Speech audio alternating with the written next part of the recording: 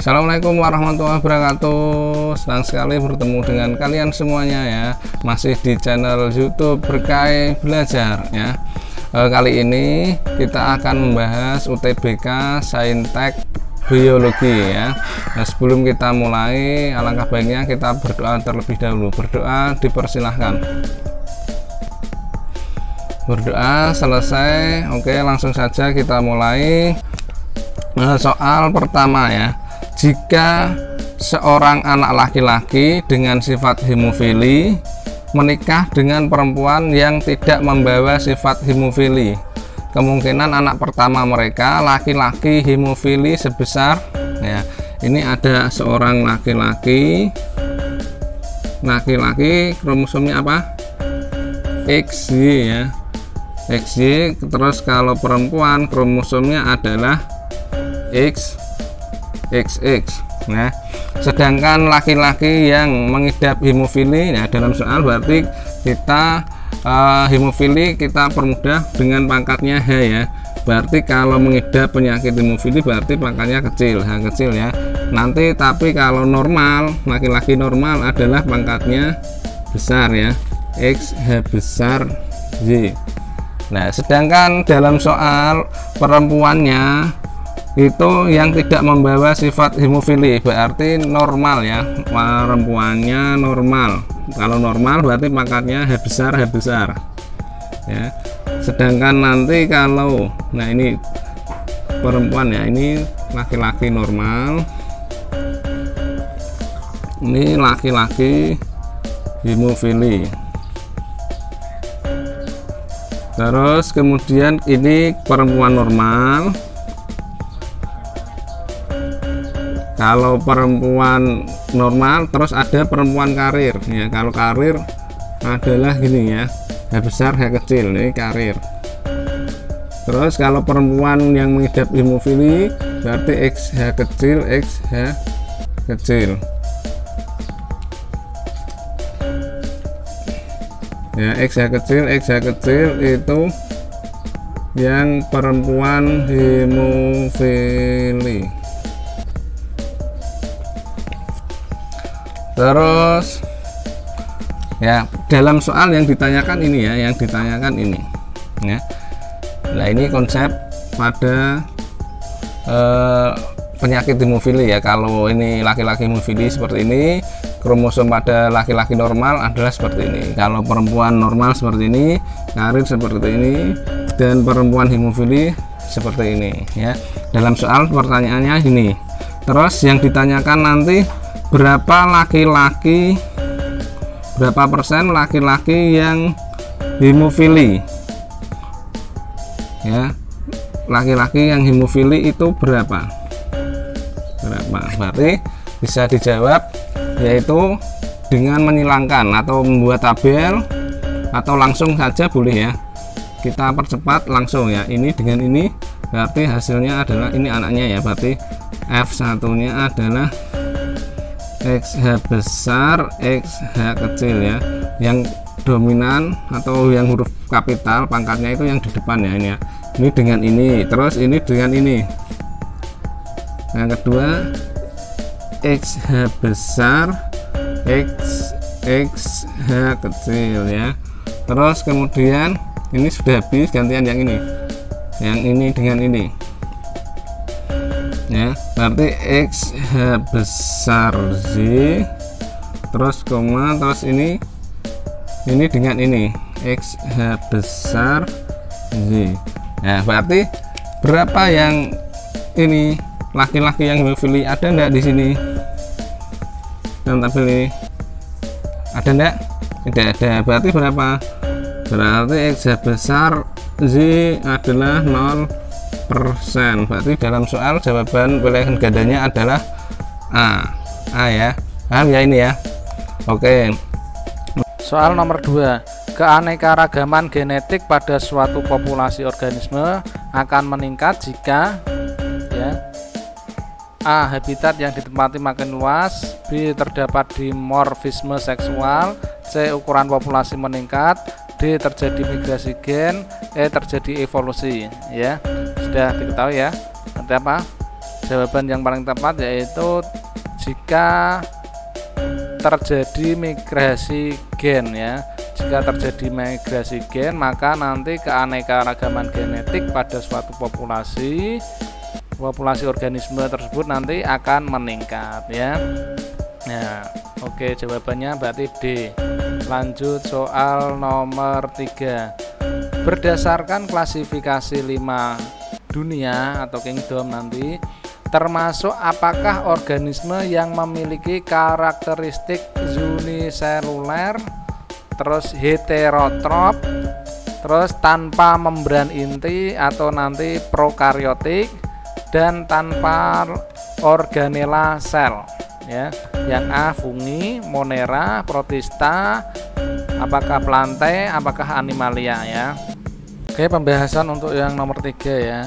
Ini diketahui ciri-ciri seperti yang ada di soal, yaitu uniseluler, terus heterotrop, tanpa membran inti, dan tanpa organel sel. Nah, diketahui ya, di dunia ini atau makhluk hidup dikelompokkan dalam 5 kingdom ya, yaitu yang pertama ada monera, terus protista, fungi, plantae, animalia. Ini sudah terlihat dalam tabel ini ya, saya tunjukkan dalam tabel. Nah, dalam kingdom atau 5 kingdom tersebut pasti memiliki ciri khas masing-masing ya. Cirinya ada yang sama dan ada yang berbeda. Nah, ini untuk perbedaannya ya. Pembedanya jumlah sel. Untuk monera itu uniseluler atau uniseluler ya. Terus untuk protista itu uniseluler atau multiseluler ya. Untuk protista itu ada yang uniseluler, itu masuknya nanti protista mirip hewan dan protista mirip jamur. Yang sedangkan untuk protista mirip tumbuhan atau alga nanti itu cirinya multiseluler ya. Terus di fungi itu sudah multiseluler, plantae multiseluler, animalia multiseluler ya. Itu multiseluler itu banyak sel, kalau uniseluler itu satu sel. Terus cara mendapatkan makanan untuk kelas monera atau kingdom monera, untuk kingdom monera adalah heterotrop ya. Heterotrop yang tidak heterotrop pengertiannya tidak bisa memanfaatkan energi cahaya matahari atau tidak bisa membuat makanan sendiri ya.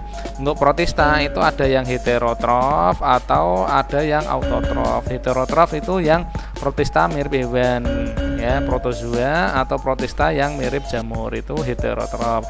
Sedangkan protista yang mirip tumbuhan, alga itu nanti sifatnya autotrof. Terus fungi heterotrof, plantae autotrof, untuk animalia heterotrof. Sedangkan untuk membran intinya untuk monera itu prokaryotik, protista eukaryotik, fungi eukaryotik, plantae eukaryotik, animalia eukaryotik ya. Prokaryotik itu yang tidak memiliki membran inti, kalau yang eukaryotik yang memiliki membran inti. Terus organela selnya ya, untuk monera tanpa organel sel atau tidak memiliki organela sel. Terus yang protista organela selnya masih sangat sederhana. Terus untuk fungi memiliki organel sel ya. Terus plantae organela selnya sudah kompleks, animalia juga sudah kompleks ya. Berarti kalau sudah diketahui ciri-ciri atau sudah mengetahui perbedaannya tersebut, maka jawaban yang tepat untuk nomor 3 yaitu jika uniseluler, terus heterotrop, tanpa membran inti, dan tanpa organel sel. Berarti jawaban yang tepat adalah yang B, monera. Oke. Soal selanjutnya, soal nomor 4 ya. Jika fungsi mikrotubul sel-sel meristem ujung akar dihambat dengan perlakuan kolkisin, maka penghambatan apa yang terjadi? A. Pada poliploidi atau sitokinesis, atau yang C. replikasi DNA, atau D. pemisahan kromosom, atau yang E. pembentukan benang spindle. Oke, pembahasannya yaitu kolkisin ya. Kita harus ketahui tentang pengertian kolkisin dan fungsi pada mikrotubulus ya, atau mikrotubul. Nah, colchicine yaitu mutagen ya, mutagen atau zat yang menyebabkan mutasi ya, atau nanti zat tersebut dapat mencegah pembentukan benang-benang spindel oleh mikrotubulus pada sel tumbuhan. Nah, sedangkan mikrotubulus itu fungsinya membentuk benang-benang spindel. Nah, jika mikrotubulus pada sel-sel meristem pada akar kok dikasih atau direndam dengan colchicine, maka apa yang terjadi nanti? Ya, ini akan terjadi penghambatan pada proses pembentukan benang spindel. Berarti jawaban yang paling tepat yaitu yang E. Oke. Soal nomor 5 ya. Alga berperan penting dalam ekosistem karena menghasilkan ya A. sulfur, B. metana, C. oksigen, D. nitrogen, E. karbon dioksida ya. Diketahui alga ya. Alga itu apa? Ya, diketahui alga itu apa? Protista yang mirip dengan tumbuhan ya, mirip dengan tumbuhan. Berarti tumbuhan itu ciri khasnya adalah dia autotrof ya, atau bisa memanfaatkan energi cahaya matahari dengan proses fotosintesis. Berarti kalau proses fotosintesis apa yang dihasilkan? Ya, yang dihasilkan glukosa dan oksigen dari bahan dasar air dan karbon dioksida ya. Nah, berarti alga berperan penting dalam ekosistem karena dia menghasilkan oksigen lewat fotosintesis. Oke, terima kasih telah menyimak atau menonton video dari kami di channel YouTube Berkah Belajar ya. Sementara yang kita bahas 1 sampai 5 dulu ya. Simak terus video-video dari kami besok selanjutnya nomor 6 sampai nomor 10 ya. Jangan lupa setelah nonton di like, di subscribe, syukur-syukur diberikan komentar ya, diberikan komentar, bisa request pertanyaan ya, atau nanti yang pengen dibahas di nomor berapa atau di bab apa. Demikian apa yang kita pelajari hari ini, semoga bisa bermanfaat dan kurang lebihnya mohon maaf, dan semoga dalam mengerjakan soal UTBK diberi kemudahan dan bisa masuk perguruan tinggi negeri yang diinginkan ya. Sekian dari saya, wassalamualaikum warahmatullahi wabarakatuh.